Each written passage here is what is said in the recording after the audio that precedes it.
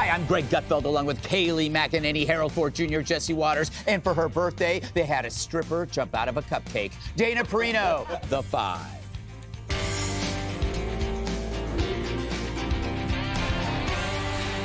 President Trump wheeling and dealing before jetting off to the Middle East, giving a 1 hour and 8-minute presser where he riffed on everything from big pharma to getting a truce with China by cutting tariff rates for 90 days.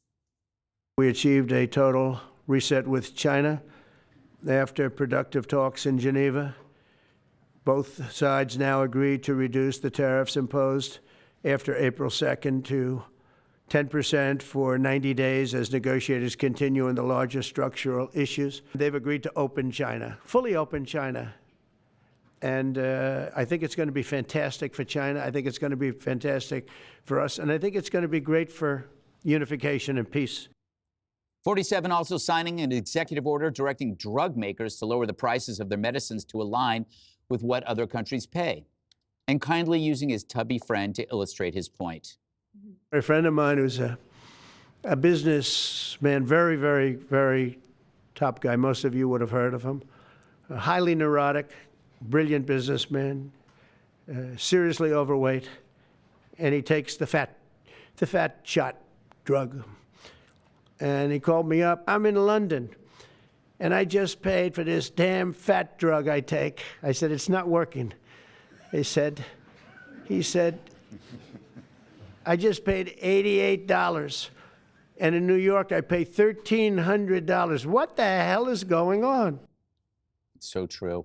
And Trump smacking the liberal media silly for making a stink over the prospect of Qatar gifting him a luxury jumbo jet to use as Air Force One after Boeing failed to deliver one on time. What to say to people who view that luxury jet as a personal gift to you? Why not leave it behind? Your ABC fake news, right? Why not? It's only ABC. Well, a few of you would. Let me tell you, you should be embarrassed asking that question. They're giving us a free jet. When they give you a putt, you say, thank you very much. You pick up your ball and you walk to the next hole. I don't understand that sports analogy. Jesse, you can explain it to me. So the market is back up over higher than, I think the first of the year, higher than Liberation Day. But we went through this conflict where the media was pulling out all the hair and Harold was pulling out what's left of his hair. Was it worth it? What did we get out of this? Well, we're about to find out. Right now, there's a structural deal in place where we have 30 to 40% tariffs still in place on key defense sectors and key industries, autos, pharmaceuticals, steel, things like that. And that's what this was always about. Over the weekend, Greg. Yes. I was reading Adam Smith. Ah, I love him. The father of capitalism, wealth of nations. He said he wasn't a free trader. He was a strategic trader. He said there's two instances where you want to put tariffs in place. When you want to protect key defense industries, that's what we're doing here. And two, to keep certain domestic products competitive with foreign products when they're dumped illegally. I was actually getting that from ChatGPT. I figured it was either that or Grok. What was I doing, Greg, at 3 a.m. on Saturday? I'd hate to find out. Nothing good. I was watching Scott Bessent announce this deal. Not because it's a great deal, which it is a great deal. I just don't want to hear this guy talk about tariffs anymore. I'm sick of it. He's been wrong this whole time. Trump says this is the most beautiful word in the world. I like deportation.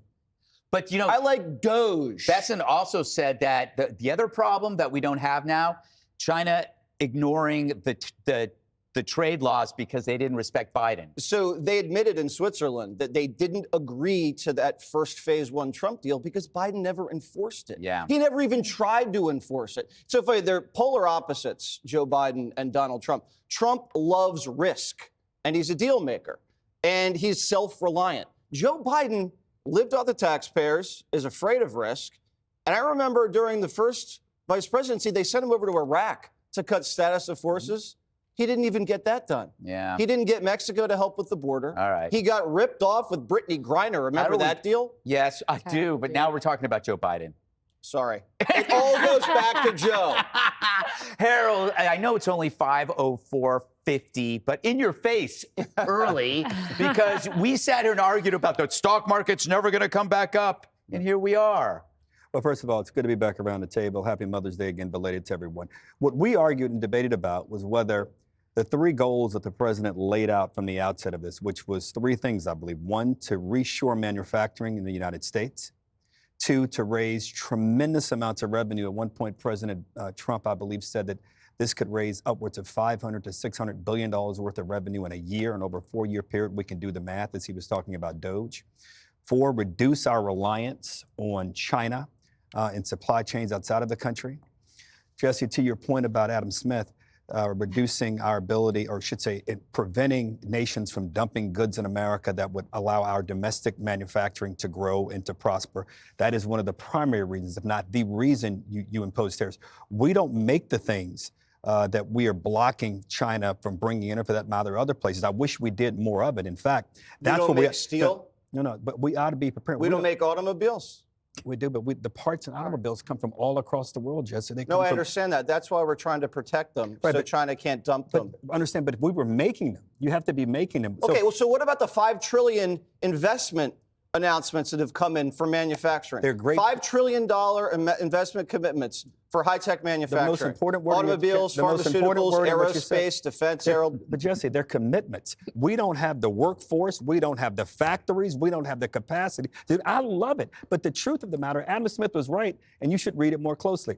Finally, as we think about, and I don't mean to be critical, but as we think about the I think president, we agree that Adam Smith was right. we do, and so much so that we're not even close to what he was talking about. Adam Smith on the show. Do you think we he'll do the should. 5? But understand what happened, Greg. He blinked on tariffs. That's why the markets come back. But the challenge is we have punished supply chains. We've made it difficult for small and big businesses to forecast how they're going to invest, whom they're going to hire, and set prices. I hope I'm wrong, but you know who validates what I'm saying? You ought to get ChatGPT to ask you what Adam Smith said about setting prices. So you're and smarter hiring. than Scott Bessent, and you're smarter than Lutnick and Donald Trump. No, you know and what I all the don't- no, people no. that are cheering the trade deal, they're wrong? Yeah, but they're saying they love the fact that we removed ourselves from a tariff war with China. I'm not saying I'm We're smarter still than at Scott. war. We have 30 to 40% tariffs. We have a fentanyl tariff. I'm not saying I'm smarter than Scott Bessent. I'm not saying I'm smarter than any people, but I do know one thing. I don't work for Donald Trump. So I can tell you what I believe is a fact. Him today, You do blinking kind on of when you're on tariffs, the 5. him blinking on tariffs and China blinking on tariffs has helped All the right. market come back and give us Okay, some more you certainty. two, we're going to have to get you to a room. Kaylee, you're analyzing what? for 2, so go ahead. I am. Yes, I am. A big one growing. Thank you. You know, Harold, there are things that we need to make. And I know this because I was in the White House in 2020. And I was there when our strategic national stockpile was depleted. And Trump said the cupboards were bare. And we didn't have ventilators. And we didn't have N95 respirators. And he had to go like this and just come up with them to save the country and save lives.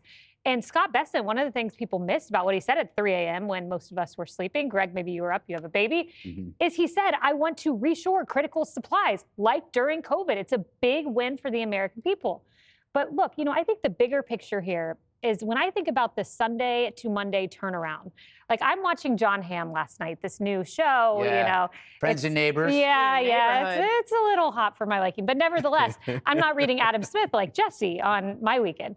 But I'm doing the lazy things most Americans do, and then we snap into work and we go to work Monday. I was with Dana this morning.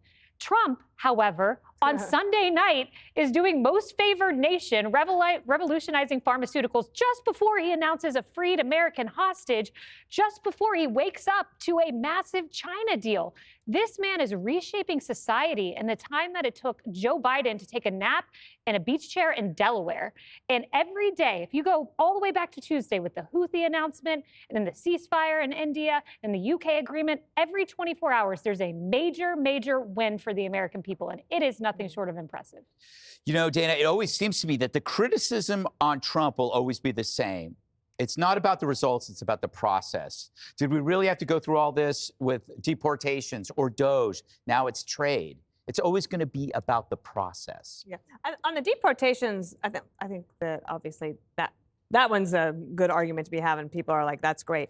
But, you know, we started off talking about Wall Street, but initially, like we were all saying, who cares about Wall Street? And my concern from the beginning has been small and medium-sized businesses, and across the board, they are like, whoa, what are we doing? Because even if it's 30%, they got all their stuff out there. They had 2 to 3 weeks margins. They're already laying off people. So maybe this puts a halt to that, and I hope that's the case. China's got big problems. They have the fact that they have a housing crisis. They have an employment crisis now because a lot of factories have laid people off. They have a health and energy crisis, environmental crisis, I should say. They have more energy than we do. I think that's partly because of their regulatory issues. But they're also savers and not consumers. And that was the big thing that changed over the past 30 years.